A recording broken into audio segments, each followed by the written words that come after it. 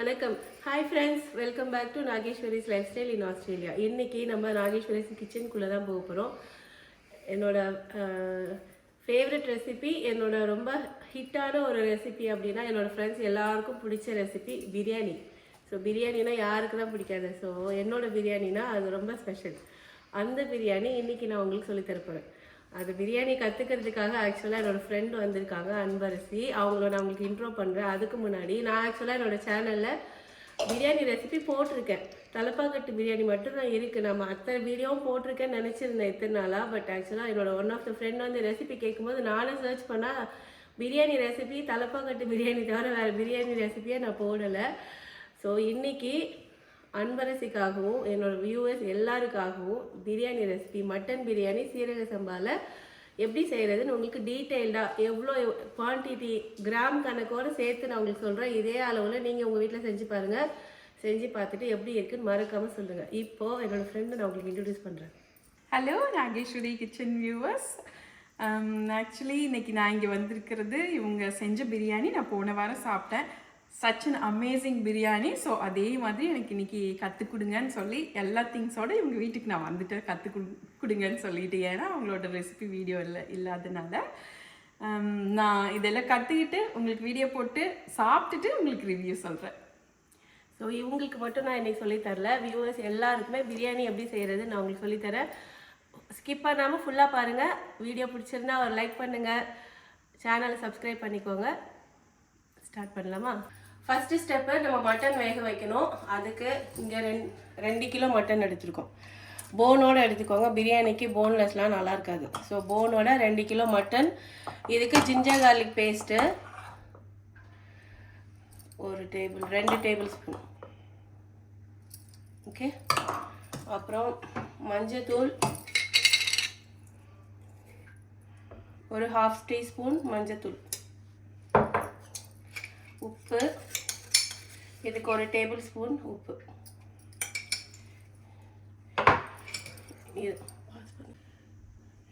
So மட்டனில் வந்து தண்ணி, இந்த மட்டன் வந்து மூழ்கிற அளவுக்கு தான் தண்ணி ஊற்றணும். ரொம்ப நிறைய ஊற்றக்கூடாது.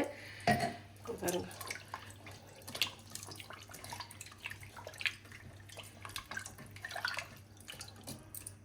இவ்வளோ தண்ணி ஊற்றினா போதும். இதை வந்து இப்போது இதை வந்து நம்ம ஸ்டவ்வில் வச்சுட்டு ஒரு 3 விசில் விட்டுடலாம். உங்களோட மட்டன் ரொம்ப முத்தின மட்டன் அப்படிலாம் இருந்துச்சுன்னா நீங்கள் வந்து 4-5 விசில் விட்டுக்கோங்க. இங்கே மெல்பர்னில் நாங்கள் வாங்குகிற மட்டன் 2 விசிலுக்கே வெந்துடும். இதை நம்ம 3 விசில் விட்டு எடுத்துடலாம். ஓகே. ஸோ மட்டன் வெந்துட்டுருக்கு. நெக்ஸ்ட் ஸ்டெப் வந்து நம்ம ஆனியன் வந்து ஃப்ரை பண்ணோம். ஆனியன் ஃப்ரை பண்ணுறதுக்கு தான் பிரியாணிக்கு ரொம்ப டைம் எடுக்கும். அதனால் ஃபஸ்ட்டு ஆனியனை ஃப்ரை பண்ண போட்டுடுங்க. அதுக்கப்புறம் நீங்கள் இஞ்சி பூண்டு பேஸ்ட் அரைக்கிறதா இருந்தாலும் சரி, புதினா கொத்தமல்லி கிள்ளதா இருந்தாலும் சரி, நீங்கள் அதுக்கப்புறம் செஞ்சுக்கோங்க. அப்போ தான் கொஞ்சம் ஃபாஸ்ட்டாக பிரியாணி செய்ய முடியும். ஓகே. ஸோ நான் ஆனியன் வந்து இன்றைக்கி 1 கிலோ மட்டன் எடுக்கிறீங்கன்னா 400 கிராம் வெங்காயம் எடுக்கணும். ஸோ நான் வந்து இந்த சைஸ் ஆனியனில் ஒரு 6 வெங்காயம் எடுத்திருக்கேன். 800 கிராம்ஸ் இருக்குது. ஓகே. இதை வந்து இந்த மாதிரி தின் ஸ்லைஸாக கட் பண்ணிக்கோங்க.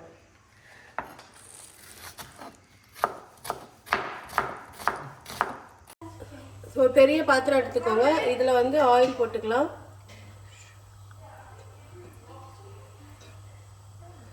ஒரு 150 ml ஊற்றிருக்கேன் நான் 2 கிலோவுக்கு. இதில் ஏலக்காய் 8 ஏலக்காய், ஒரு 4 பீஸ் பட்டை, ஒரு 10-15 லவங்கம், ஒரு டேபிள் ஸ்பூன் சோம்பு, ஒரு 5-6 பிரியாணி இலை. ஏலக்காய் வந்து 1 கிலோவுக்கு 4 ஏலக்காய் அந்த மாதிரி கணக்கில் எடுத்துக்கோங்க. இதில் போட்டுருவோம்.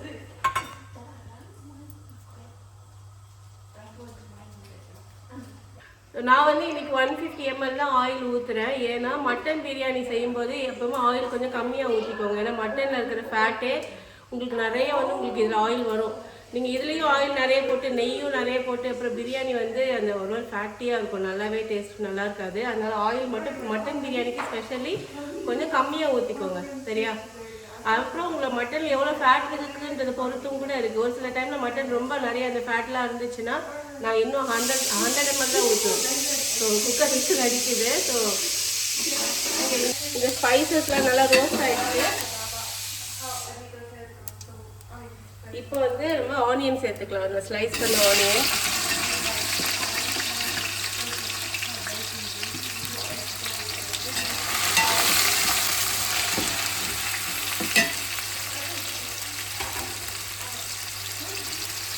அப்புறம் இன்னொன்று வந்து கரம் மசாலா எப்போவுமே ஆயில் வந்து ஊற்றின உடனே போட்டுடுங்க. ரொம்ப ஹீட் ஆகி அப்படியே புகை வந்ததுக்கப்புறம் போட்டிங்கன்னா போட்ட உடனே அப்படியே கருகிரும், பிரியாணியோட டேஸ்ட்டே மாறிடும். எப்போவுமே ஆயிலில் வந்து அது அப்படியே ஸ்லோவாக அந்த ஏலக்காய் வந்து ஸ்லோவாக பபுள் ஆகி வரும். அப்போ தான் வந்து கரெக்டான கன்சிஸ்டன்சின்னு அர்த்தம். அது வந்த உடனே நீங்கள் ஆனியன் போட்டுடுங்க. நீங்கள் மொத்தமாக ஒன்றா கூட போடலாம், ஆனால் எந்த ஒரு காரணத்தை கொண்டும் மசாலா கருகவே கூடாது, உங்கள் டேஸ்ட் மாறிடும். ஓகே, ஸோ ஆனியன் போட்ட உடனே நம்ம இதில் ஒரு 2 டேபிள் ஸ்பூனுக்கு உப்பு போட்டுக்கலாம். இது உப்பு போட்டால் ஆனியன் வந்து கொஞ்சம் சீக்கிரமாக வதங்கும், அதனால உப்பு போட்டுட்டு ஒரு மிக்ஸ் பண்ணிவிட்டு இதை நம்ம மூடி வச்சிடலாம். ஸோ நம்ம வந்து ஆனியன் குக் ஆகிட்டு இருக்கும்போது நம்ம ரைஸ் வந்து சோக் பண்ணிடலாம். நான் இன்றைக்கி வந்து 1.5 கிலோ போட்டால் போதும்லங்க உங்களுக்கு. ஸோ நான் வந்து இன்றைக்கி 7 கப்பு ரைஸ் போட போகிறேங்க. 7 கப்ஸ் சோனா மசூரி சீரக சம்பா ரைஸ். 3 4 5 6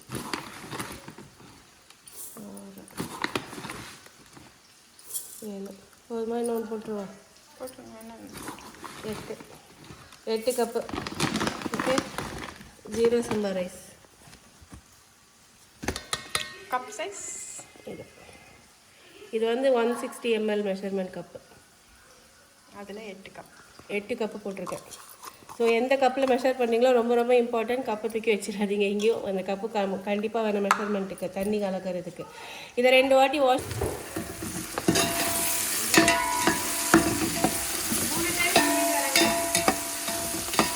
2 தடவை கழுவுங்க போதும். ஸோ ஆனியன் நல்லா வதங்கிடுச்சு.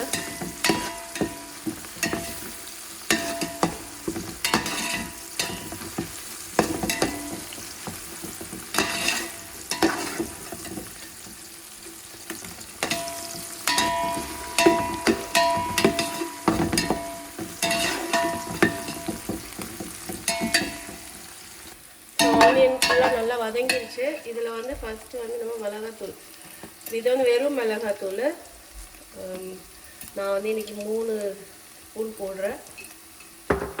காரசமாக வேணுமா? கொஞ்சம் காரமாக. நான் வந்து பச்சை மிளகாய் கொஞ்சம் நிறைய போடுவேன், அதனால் 3.5 ஸ்பூன் போட்டுருக்கேன். எண்ணெயிலேயே மிளகாத்தூள் போடணும், அப்போ தான் வந்து பிரியாணியோட அந்த கலர் வரும். ஓகே, இது போட்டு ரொம்ப நேரம்லாம் விடக்கூடாது, ஒரு 30 செகண்ட்ஸ் அவ்வளோதான். அப்புறம் ஒரு ஹேண்ட் ஃபுல்லாக கொத்தமல்லி, இதையும் எண்ணெயிலே வதக்கணும். கொத்தமல்லி போட்டு ஒரு 30 செகண்ட்ஸ்.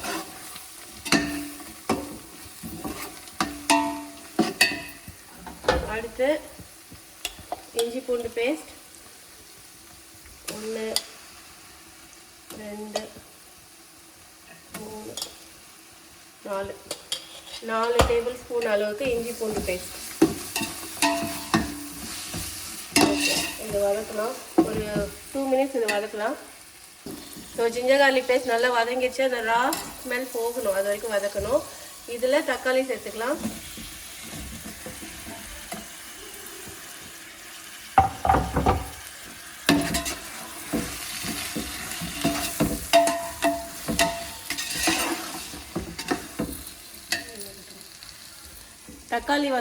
தக்காளி நம்ம ஆனியன் வந்து 1 கிலோவுக்கு 400 கிராம் போட்டோமா, அதே மாதிரி தக்காளியும் 400 கிராம் தான் போடணும். ஆனால் மட்டன் பிரியாணிக்கு ஒரு 300 கிராம்ஸ் போட்டால் போதும். சிக்கன் பிரியாணிக்கு 400 கிராம்ஸ் போடணும். மட்டனுக்கு எப்போவுமே தக்காளி வந்து கொஞ்சம் கம்மியாக போடணும், அப்போ தான் மட்டனோட டேஸ்ட் இன்னும் நல்லா எடுத்து கொடுக்கும். 600 கிராம்ஸ் தக்காளி தின்னாக நம்ம ஆனியன் கட் பண்ணாலும் அதே மாதிரி கட் பண்ணி சேர்த்துக்கணும்.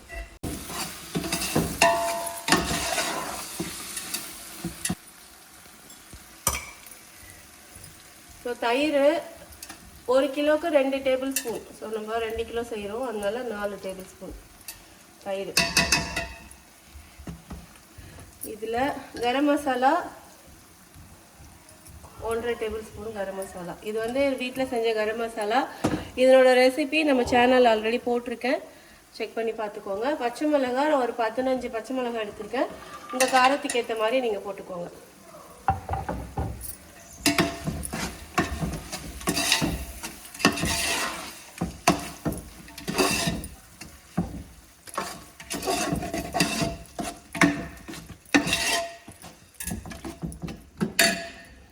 இதில் வந்து ஒரு ஹேண்ட் ஃபுல்லாக புதினா. நான் புதினா வந்து எப்பவுமே தண்டோடு சேர்த்து தான் கட் பண்ணுவேன், வெறும் இலையை மட்டும் எடுக்க மாட்டேன். அதுவும் இல்லாமல் இது இளம் தண்டு தான், முத்தின தண்டு இருந்தால் போட தேவையில்ல. இங்கே பாருங்கள், உடைச்சாலே உடையுதில்ல, அந்த மாதிரி இளம் தண்டாக இருந்துச்சுன்னா அப்படியே கட் பண்ணி போட்டுக்கலாம். புதினால தண்டோட ஃப்ளேவர் ரொம்ப ரொம்ப நல்லாயிருக்கும். ஸோ அதனால் இதை நான் கட் பண்ணி இதையே சேர்த்துக்கிறேன். ஸோ புதினா ஹேண்ட் ஃபுல்லாக ஒரு புதினா கட் பண்ணி சேர்த்துக்கோங்க. இதையும் நல்லா மிக்ஸ் பண்ணிவிட்டு இந்த ஆனியன் டொமேட்டோ ஒன்றுமே டிஃப்ரென்ஸ் தெரியாத அளவுக்கு நல்லா மசிஞ்சு வேகணும். அது வரைக்கும் வச்சு பார்த்துக்கோங்க.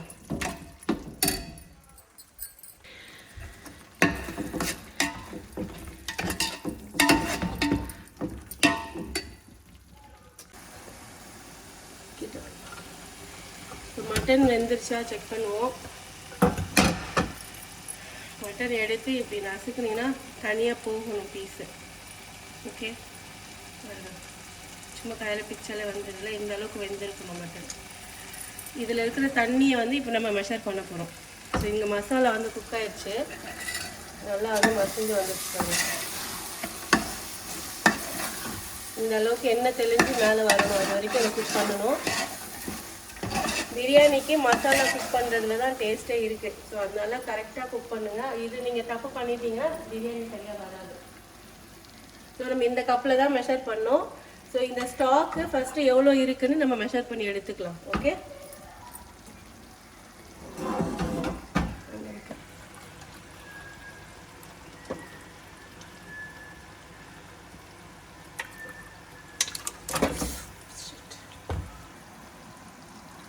ஸ்டாக் எவ்வளோ இருக்குன்னு செக் பண்ணிக்கலாம்.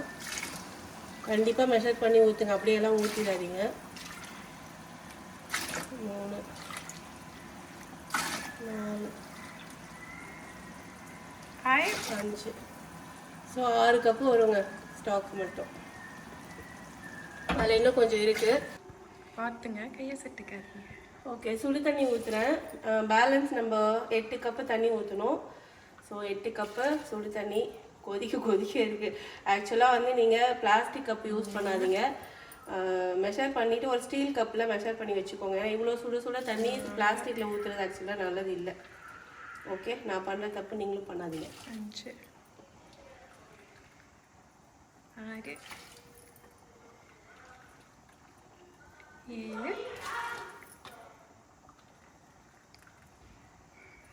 7 8. ஸோ இதில் வந்து தண்ணியெல்லாம் ஊற்றிட்டோம். இப்போ வந்து உப்பு செக் பண்ணிக்கோங்க கரெக்டாக இருக்கான்னு. உப்பு செக் பண்ணும்போது தண்ணியில் இருக்கிற உப்பு செக் பண்ணும்போது கொஞ்சம் தூக்கலாக இருக்கணும். நம்ம நார்மலாக சாப்பிட்ற பிரியாணி விட ஒரு மடங்கு உப்பு வந்து அதிகமாக இருக்கணும். அப்போ தான் ரைஸ் போட்டதுக்கப்புறம் ரைஸில் குக் ஆகி உப்பு வந்து பேலன்ஸ் ஆகும். இந்த தண்ணியோட ஸ்டாக் செக் பண்ணும்போது உப்பு எப்பவுமே தூக்கலாக இருக்கணும். ஓகே, இப்போ வந்து கரெக்டாக இருக்குது. அதனால் இன்னும் நான் 2 ஸ்பூன் உப்பு போடுறேன். உப்பு கரிக்கக்கூடாது, ஆனால் வந்து தூக்கலாக இருக்கணும்.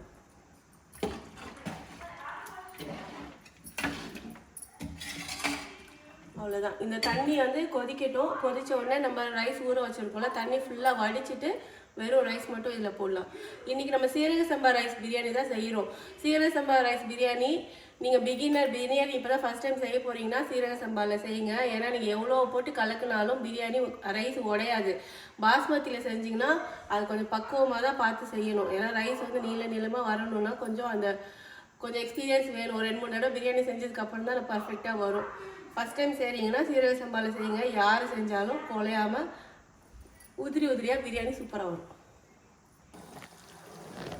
தண்ணி நல்லா கொதிச்சிருச்சு. இப்போ நம்ம இதில் ரைஸ் சேர்த்துடலாம். நான் வந்து ஃபுல்லாக தண்ணி வடிச்சிட்டேன். கொஞ்சம் கூட இதில் தண்ணி இருக்கக்கூடாது, ஏன்னா நம்ம அளந்து ஊற்றிருக்கோம்.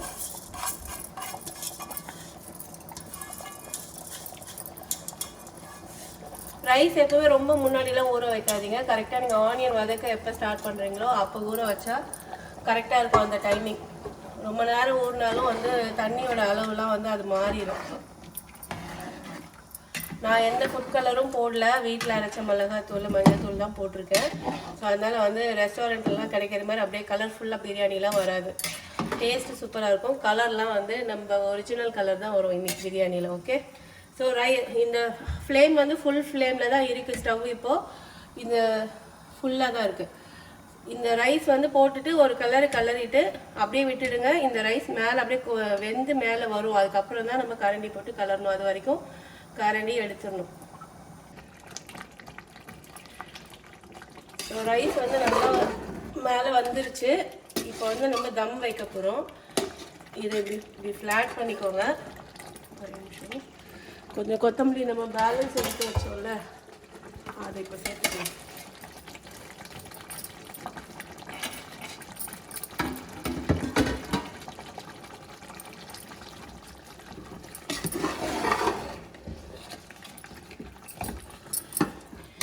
சீரக சம்பான்றனால தான் இந்த அளவுக்கு போட்டு கிண்டிட்டு இருக்கோம். ஒன்றுமே ஆகாது. ஆனால் பாஸ்மதியாக இருந்தால் இந்த மாதிரி ஷார்ப்பாக இருக்கிற கரண்டி எடுத்துக்கோங்க. இப்படி ஒரு கலரு, இப்படி ஒரு கலர், அந்த மாதிரி லைட்டாக தான் கலரணும். சும்மா போட்டு பறக்கிட்டுலாம் இருக்கக்கூடாது. பட் இந்த ரைஸ் ஒன்றும் பிரச்சனை இல்லை, எப்படி வேணால் பண்ணலாம். ஸோ போட்டாச்சு. உங்களுக்கு இந்த ஸ்டேஜில் நெய் வேணும்னா உங்களுக்கு ஒரு 4 டேபிள் ஸ்பூன் நெய் சேர்த்துக்கோங்க. எங்கள் வீட்டில் வந்து நெய்யெல்லாம் சாப்பிட மாட்டாங்க, அதனால நான் நெய் போடலை. பட் இந்த ஸ்டேஜில் 4 டேபிள் ஸ்பூன் கீ சேர்த்துக்கோங்க. ஓகே, நான் இப்போ வந்து இது பெரிய அடுப்பு, இதை நான் சின்ன ஸ்டவ்வுக்கு மாற்ற போகிறேன். சின்ன ஸ்டவ்வில் ஃபுல்லாக ஸ்லோவில் வச்சுட்டு ஃப்ளாட்டாக இருக்கிற தோசைக்கல் வச்சுக்கோங்க. இது மேலே இந்த பாத்திரத்தை தூக்கி அப்படியே இது மேலே வச்சுருங்க. வச்சுட்டு இது வந்து ஃபுல் சிம்மில் தான் இருக்கணும்.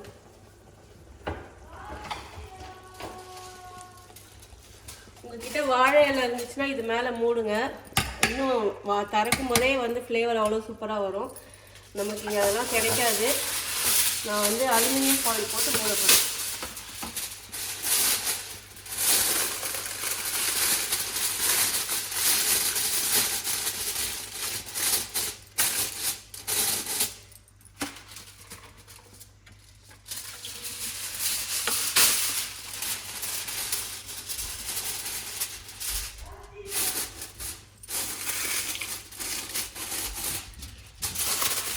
இந்த சப்பாத்தி மாவு போட்டு மூடுறது அதெல்லாம் ரொம்ப பெரிய வேலைங்க.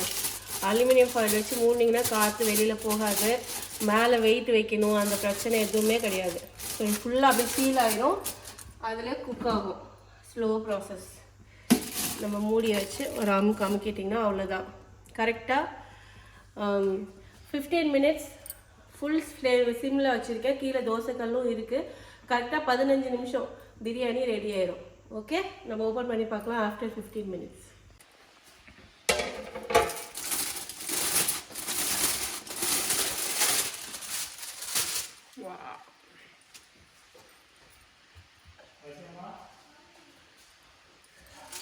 ரைஸ் வந்து இங்கே பார்க்கும்போது உங்களுக்கு கொஞ்சம் லைட்டாக வேகாத மாதிரி தெரியும். பட் ஆனால் அது வந்துருக்கும். உங்களுக்கு வந்து திருப்பி பார்த்துட்டிங்கன்னா இந்த ரைஸ் இப்படி எடுக்கும்போது இதை கீழே தள்ளி விட்டுடணும்.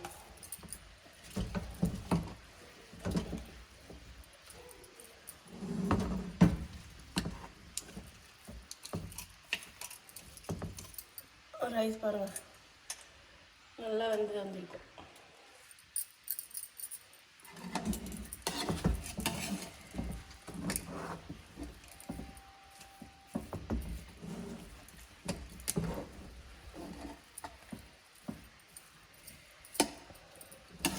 மட்டன் பிரியாணி எப்பவுமே நெக்ஸ்ட் டே சாப்பிட்டு பாருங்கள், செம்ம டேஸ்ட்டாக இருக்கும். இப்போ சாப்பிட்றத விட நாளைக்கு சாப்பிட்டா இன்னும் நல்லா டேஸ்ட்டாக இருக்கும். எப்போவுமே பிரியாணி செஞ்சால் வந்து நாங்கள் வந்து கொஞ்சம் எக்ஸ்ட்ரா தான் செஞ்சுப்போம் நெக்ஸ்ட் டே சேர்த்து சாப்பிட்றதுக்கு. ஸோ மட்டன் பிரியாணி சுட சுட ரெடி ஆயிடுச்சு. நீங்களும் இதே மாதிரி செஞ்சு பார்த்துட்டு எப்படி இருக்குன்னு சொல்லுங்கள். இப்போ வந்து இதை சாப்பிட்டு பார்த்துட்டு ஃபீட்பேக் சொல்கிறேன்னு சொன்னாங்க, சொல்லுவாங்க எப்படி இருக்குன்னு. Yeah, taster, you're here. That is chicken. போதுங்க வச்சுட்டே இருக்கீங்க. செஞ்சுருக்கோம், அதை கொஞ்சம் வச்சுட்டு அப்புறம் ரைத்தா.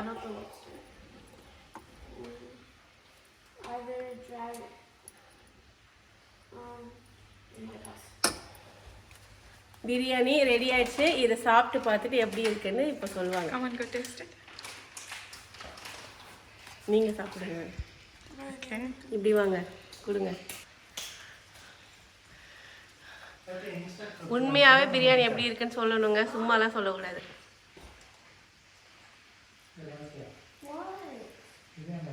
உண்மையாலுமே செமையா இருக்குது. ஸோ இந்த பிரியாணி இந்தியாக்கே போயிட்டு வந்த மாதிரி இருக்கு. கொஞ்சம் எக்ஸ்ட்ராவா இருக்கு. இல்லைங்க, இந்த ஊர்ல இந்தியன் பிரியாணி கிடைக்கிறது பெரிய விஷயம், அதுவும் இந்த டேஸ்ட்ல கிடைக்கிறது செம. Okay super. Thank you so much Nageswari. அம்மா இந்தா வாங்கிக்கோ. அபி எப்படி இருக்குன்னு சொல்லு. அபி வந்து அவங்க ஓகே, அத்தை செஞ்ச பிரியாணி அங்க கேமரா பார்த்து எப்படி இருக்காமோ? சூப்பரா. Thank you Abhi, come on. இந்த சாப்பிட்டுட்டு எப்படி இருக்குன்னு அத்தையோட வீடியோல சொல்லிடு. சுதா இருக்கு பாரு. ரொம்ப நல்லா. அங்க பார்த்து டேய் சொல்லணும். சாப்பிடுற முதல்ல சாப்பிட்டுட்டு சொல்றா. ரொம்ப நல்லா இருக்குது. Thank you. இந்த chilli Chicken. Chicken so yummy. அங்க பார்த்து சொல்லணும் எப்படி இருக்குன்னு சொல்லு. ரொம்ப நல்லா. அங்கே நின்னு சொல்றா. எப்படி இருக்குன்னு சொல்லு. ரொம்ப நல்லா. You like biryani or the chicken 65? Biryani. Okay. Right. ரைட்டா? ஓகே, ஐ வில் கிவ் ரைட்டா to. Okay, enjoy your biryani. சாப்பிடுங்க. நீங்களும் எல்லாரும் செஞ்சு சாப்பிட்டு பார்த்துட்டு எப்படி இருக்குன்னு மறக்காம. மட்டன். நான் வந்து ஆயில் பாருங்க கரெக்டா இருக்குல்ல, நம்ம போட்ட ஆயில். இன்னும் எக்ஸ்ட்ரா போட்டா அப்புறம் ஹோட்டல்ல அப்படியே எடுத்தா கையில எண்ணெய் வரல, அந்த மாதிரி வர ஆரம்பிச்சிடும். எப்படி இருக்குன்னு சொல்லு. குட். சிக்கன் சாப்பிடு. சூடா இருக்கு. அச்சா. சூடு சூடு சுடாவா சூடு.